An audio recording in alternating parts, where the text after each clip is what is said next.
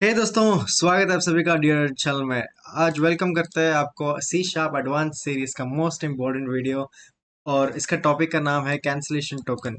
बहुत लोगों ने ये सुन रखा होगा कैंसलेशन टोकन क्यों यूज करते हैं, कब यूज करते हैं। और जिन्होंने नहीं सुना है और जिन जो लोग पहला है ये प्लेलिस्ट में सीधा यहीं पे आगे, मैं चाहता हूँ आप लोग जाओ और सी शार्प की बेसिक्स वीडियोस को जाकर कंप्लीट करो। फिर आप यहाँ देखोगे, फिर आपको थोड़ा समझ में भी आएगा। सीधा यहीं पे देखोगे थोड़ा कंफ्यूजन होने का संभावना है। ठीक है, तो आज हम करेंगे कैंसलेशन टोकन।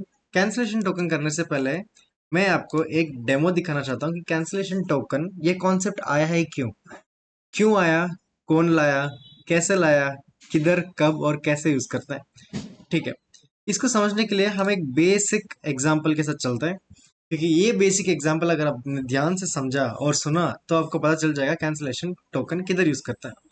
ठीक है, फॉर एग्जांपल मान लो ये मेरा एक यूआई है। ठीक है, यूआई इतना गंदा नहीं आता है जितना जैसे मैं ड्रॉ कर रहा हूँ, बट ठीक है, ये मेरा एक यूआई है। ठीक है, और फिर मैं यहाँ पे मैं ड्रॉ करता हूँ, ये मेरा बैकएंड है। ठीक है, ये मेरा बैकएंड है। अब आप बताओ, जब यूजर कुछ डेटा ला, एक्सपेक्ट करता है, डेटा आने के लिए जब पेज रिफ्रेश करता है, तो मेरी रिक्वेस्ट यहाँ पे जाती है, बैकएंड की तरफ जाती है, राइट। ये मेरा रिक्वेस्ट है, ये मेरा रिक्वेस्ट बैकएंड की तरफ जाती है और यहाँ से डेटा कुछ लेके और यहाँ पे लेके आती है।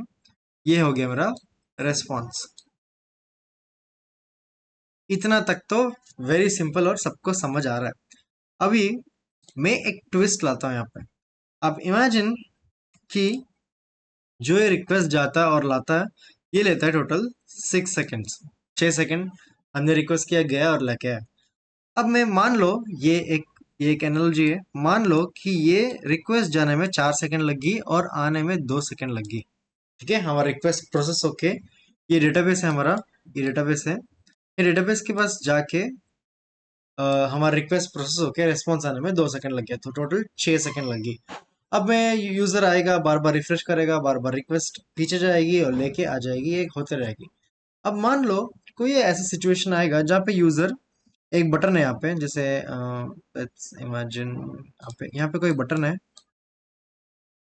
ये बोल देगा क्लिक करके। ठीक है, ये बटन पे ये क्लिक करता है तो ये 6 सेकंड का प्रोसेस चलता है। अभी यूजर क्लिक कर देगा, मान लो गलती से उसने क्लिक कर दिया, अब ये 6 सेकंड लगेगा। अब वो बीच में वो बोल देगा, अरे रुक जा रुक जा रुक जा, मुझे नहीं चाहिए। ठीक है, जैसे मान लो वो गेट ऑल एम्प्लॉयज बटन दबा दिया, जब तक वो पीछे जाके लाने वाला है वो बीच में बोला रोक दे, जैसे वो बोला यहाँ पे रोक दे। और मान लो यहाँ पे हो गया 2 सेकंड, वो चाहता है कि 2 सेकंड पे ही रोक दे। तो अगर कोई बंदा, कोई चाहता है मेरा H T T P life cycle, ठीक है, H T T P life cycle. ठीक है, जो ये रिक्वेस्ट जाके जो रिक्वेस्ट रिस्पॉन्स आती है ना, इसको बोलते हैं एचटीटीपी लाइफ साइकिल। ठीक है, अब मैं चाहता हूँ बीच में कोई साइकिल में अगर रुक जाए, अगर स्टॉप बोल दे, तो मैं नहीं एक्सपेक्ट नहीं करता कि ये जाए, फिर भी डेटाबेस के पास जाए, फिर भी ये रिस्पॉन्स लेके यहाँ पे वापस आ जाए। मैं ये चीज को एक्सपेक्ट नहीं करता। मैं चाहता हूँ अगर मैं किसी को बोलूँ रोक दे, रुक, मतलब वो उसी टाइम रुक जाए, ना कि ये बाकी ये जो रिसोर्सेस है ये कंज्यूम करे ना करे। ठीक है, ठीक है, ये हो गया एक सिचुएशन। अब मैं चाहता हूँ कि नहीं भाई, ये रोकने के लिए नहीं बोल रहा है। ठीक है, अगर अगर कोई बोलता है कि यहाँ पे नहीं, क्लिक करने के बाद वो चाहता है कि यहाँ पे रुक जाए। अब रेस्पॉन्स तो आ ही गया, बट यहाँ पे रुक जाए, यहाँ पे आके रेंडर ना करे, क्योंकि रेंडर करने में भी कोड चलता है और हमारा यहाँ पे पूरा HTML रेंडर होके वो रिसोर्स कंज्यूम होता है। तो बेसिकली मुद्दा ये है कि कैंसिलेशन टोकन, मैं चाहता हूँ, एक्सपेक्ट करता हूँ कि जब भी मैं स्टॉप बोलता हूँ तो वो स्टॉप हो जाए। ठीक है, इसको स्टॉप करने के लिए हम यूज करते हैं कैंसिलेशन टोकन। अब कैंसिलेशन टोकन ना दो सिनेरियो पे काम करता है। पहला सिनेरियो, जब यूजर रिफ्रेश करता है पेज को। ठीक है, जब यूजर रिफ्रेश करता है पेज को, फ्रंट एंड में कुछ क्लिक किया, जैसे मान लो यही है। ठीक है, मैं कुछ खोलता हूँ फॉर एग्जांपल, जैसे मान लो मैं फेसबुक खोल दिया। ठीक है, okay, let's do some other thing. ठीक है, देखो जब तक ये जा रहा है, मैं यहीं पे अगर बीच में कैंसिल कर दिया, फॉर एग्जाम्पल देखो, लॉग आउट कर दिया, बीच में यहीं पे रुक गया, लॉगिन किया। देखो let me show you something. देखो लॉगिन करता हूँ तो ये वैलिडेशन पीछे से चेक हो है, बट मैं चाहता हूँ जैसे ही चेक हो रहा है तो मैं यहीं कैंसिल कर दूं, तो देखो यहीं पे रुक गया, ना कि वो वैलिडेशन मैसेज दिख गया। सो ये कैसे काम कर रहा है, क्योंकि ये रिफ्रेश पे ही इन्होंने कैंसिलेशन टोकन लगा के रखा है। ठीक है, सेम चीज हम यहाँ पे काम करेंगे। कैंसिलेशन टोकन पहला रिफ्रेश पे चलता है, और दूसरा जब कोई फ्रंट एंड से जब कोई कैंसिल बटन दबाता है, जब कोई कैंसिल बटन दबाता है। ठीक है, दोनों सिनेरियो पे हमारा ये कैंसिलेशन टोकन चल जाता है। अभी मैं आपको सेम चीज अभी कोड में समझाऊंगा ये चलता कैसे है। ठीक है, यहाँ पे आ जाओ। देखो मैं पहले पहले ना हमें ये एक वो है कंसोल एप्लीकेशन है। कंसोल एप्लीकेशन के केस पे ये जो कैंसिल वाला ये चलता है और ये रिफ्रेश नहीं चलता है। रिफ्रेश को चलाने के लिए हमें वेब ऐप चाहिए, वेब ऐप जहाँ पे फ्रंट एंड हो हमारा, जब तभी तो फ्रंट एंड में हमें रिफ्रेश कर पाऊंगा और यहाँ पे कुछ इफेक्ट पड़ेगा, राइट। और सिंस ये अभी कंसोल एप्लीकेशन है, इसमें फ्रंट एंड नहीं है, तो मुझे एक बटन बनाना पड़ेगा कैंसिल करके, जो कैंसिल दबाने से वो given any point of time in request cycle वो स्टॉप हो जाए। ठीक है, तो पहले मैं बोलूंगा कि भाई तू एक कैंसिलेशन टोकन जनरेट कर। ठीक है, ये कैंसिलेशन टोकन जनरेट किया। टोकन का मतलब ही ये है कि हम given any point of time as a signal काम करेगा, कि मैं बोलूंगा कि डेटाबेस में इंसर्शन करने से पहले एक बार चेक कर ले टोकन क्या वो अभी भी वैलिड है या किसने उड़ा दिया, मतलब कैंसिल कर दिया, ताकि मैं डेटाबेस में इंसर्ट ना करूं। टोकन का मतलब सिग्नल। ठीक है, ये समझो, एक का फ्लैग, जैसे यस और नो। अब देखो मैंने यहाँ पे टोकन बना दिया। अब मैं बोल रहा हूँ भाई तू टास्क डॉट रन मैंने आपको पिछले वीडियो में समझाया था इन डिटेल कि टास्क डॉट रन एक बैकग्राउंड जॉब काम करता है। सिंक्रोनस टास्क को असिंक्रोनस टास्क बनाने के लिए हम टास्क डॉट रन यूज करते हैं, और ये सीपी बॉन्ड, सीपीयू पे जहाँ लोड पड़ने वाली काम को हम टास्क डॉट रन में काम करते हैं। जिनको ये नहीं पता टास्क डॉट रन, आप जाओ पिछले वीडियो देख के आ जाओ, इसी के टॉपिक पे बेसिस पे है। ठीक है, अब मैं बोल रहा हूँ भाई तू एक काम कर, क्या कर, तू इसको चला। इसको चलाने के लिए हम एक टोकन पास कर देंगे इसके अंदर। ये टोकन, टोकन क्यों पास कर रहे हैं, क्योंकि ये एक सिग्नल है। हम एक इस फंक्शन को रन करने से पहले हम एक बंदा भेज रहे हैं इस फंक्शन के साथ, ताकि जब भी इस बंदा बोले कैंसिल कर दे तो ये इसको बोल दे तो कैंसिल कर। ठीक है, ये फंक्शन ऐसा काम करता है, ये एक टोकन है। जब भी ये लूप चलने से पहले ये टोकन चेक करता है कि थ्रो इफ कैंसिलेशन रिक्वेस्टेड, मतलब ये बार बार ये लाइन चेक करता है कि ये दोनों लाइन चलने से पहले ये चेक करता है कि हमारा टोकन कहीं एक्सपायर तो नहीं हो गया, किसी ने कैंसिल तो नहीं मारा। अगर किसी ने कैंसिल मार दिया तो ये दो लाइन चलाना ही क्यों है। अगर ये दो लाइन नहीं चलाना है तो लूप भी क्यों चलाना है, लूप नहीं चलाना तो ये क्यों चलाना है। और ये सीधा आ जाएगा मेरी इस पे कैश एक्सेप्शन पे, जहाँ पे ऑपरेशन हमारा कैंसिल हो गया। अगर किसी ने कुछ दबाया नहीं, जैसे यहाँ पे मैंने दिया है कि कंसोल डॉट रीड की, मतलब ये कीबोर्ड को पढ़ता है, कीबोर्ड को पढ़ के देखता है कि अगर मैंने सी दबाया तो ये कैंसिल हो जाएगा रिक्वेस्ट। ठीक है, और await dot task dot run ये क्या करता है, टास्क डॉट रन ये एक बैकग्राउंड में चलती है। बैकग्राउंड में हमारा एक थ्रेड है वो चलेगी, और वो थ्रेड हमेशा सुनते रहेगी कोई किसने दबाया तो नहीं, कोई किसने दबाया तो नहीं। ये बार बार ये चेक होते रहेगी। ये अलग थ्रेड में चलेगा और ये अलग थ्रेड में चलेगा जहाँ पे ये लॉन्ग रनिंग टास्क काम करता है। ठीक है, अब मैं रन करने से पहले आपको एक और चीज बताना चाहता हूँ। देखो जब भी आप सी दबाओगे ना, वो इस लाइन के बाद ही सुनने स्टार्ट हो जाता है, क्योंकि इस लाइन पे हमारा फंक्शन जब स्टार्ट होता है तो जो पहला लाइन इस फंक्शन के अंदर चेक होता है, इस लाइन के बाद अगर हम सी दबाते हैं तो वो कैंसिल हो जाता है। बट आप पूछोगे सर अगर मैं इस लाइन पे ही अगर सी दबाऊं तब क्या होगा, तब कुछ नहीं होगा, फिर भी कैंसिल होगा। बट ये है कि जो डॉट नेट की जो क्यू होती है ना, देखो मैं समझाता हूँ। देखो हर हर कोई ना अपना अपना ये देता है, डॉट नेट का ये क्यू है। अगर मैं सी दबा दूं, ठीक है, उसके बाद मैं कुछ नहीं दबाता, सी दबाता हूँ, जब मेरी टास्क डॉट रन चलती है, जब मेरी टास्क डॉट रन चलती है, वो चेक करती है कहीं मेरा क्यू, जो ये है क्यू, जो ये क्यू है, क्यू में कोई कैरेक्टर ऐसा तो नहीं है जिसमें सी हो। वो चेक करता है, अगर है तो ये अबॉर्ट कर देता है, अबॉर्ट।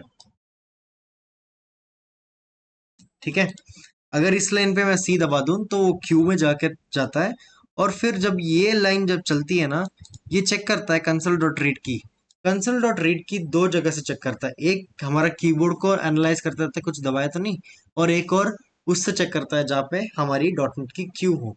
क्यू से क्यों चेक करता है? इसलिए क्योंकि वो सोचते हैं कि क्या पता यूजर ने गलती से कभी ना कभी कीबोर्ड पे दबाया होगा।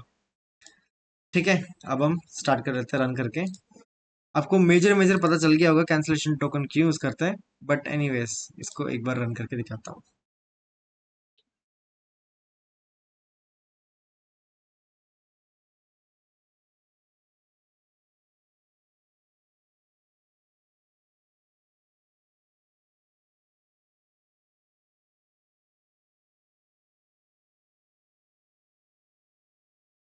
पूरा कोड कंपाइल हो रहा है।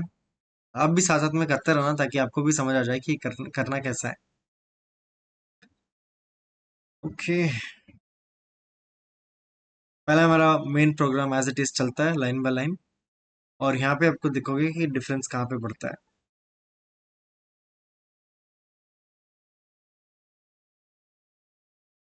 देखो ये चल रहा है राइट, अगर मैं सी दबा दूं बीच में, देखो ये प्रोसेसिंग 8 है ना, ये कहाँ तक चलेगी प्रोसेसिंग? ये चलती है 20 तक चलती है। बट मैंने 8 पे ही सी को दबाया तो क्या हुआ? Cancellation requested, task was cancelled.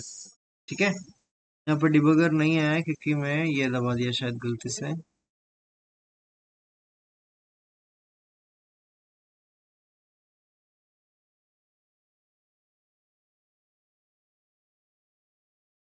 Debugger नहीं आता।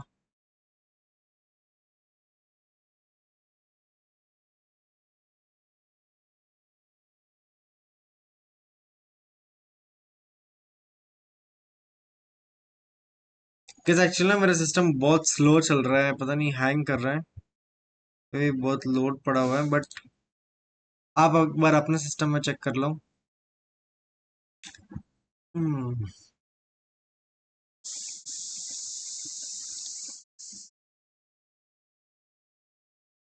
बहुत रेयर ऐसा होता है मेरे सिस्टम पे ऐसा। ओ या, डिबगर आ गया, ठीक है। अब देखो, मैं आगे बढ़ा।